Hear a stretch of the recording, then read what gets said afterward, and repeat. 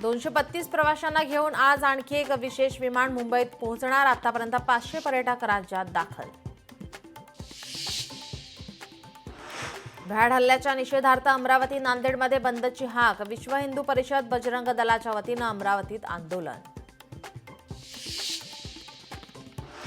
सिंधू जल कराराबाबत आज अमित शहा यांच्या निवासस्थानी बैठकीला अनेक वरिष्ठ केंद्रीय मंत्री राहणार उपस्थित।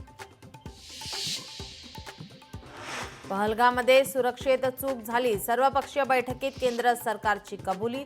सरकार जी कारवाई करेल त्यासाठी आमचा पाठिंबा। बदला घेण्याच्या मुद्द्यावर विरोधक सरकारच्या पाठीशी।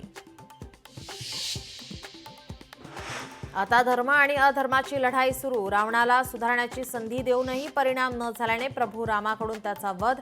सरसंघचालक मोहन भागवतांचं वक्तव्य। पाकिस्तानचा भारतासोबत सुरू असलेला व्यापार बंद। भारतानं दणका दिल्यावर पाकिस्तानचा निर्णय।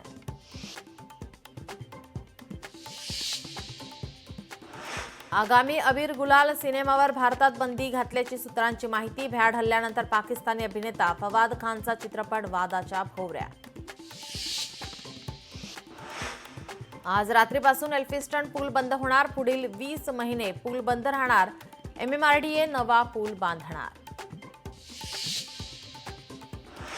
कुठे ऊन कुठे पाऊस। मराठवाड्यात ढगांच्या गडगडाटासह पावसाचा अंदाज। विदर्भातील अनेक भागात उष्णतेच्या लाटेचा इशारा।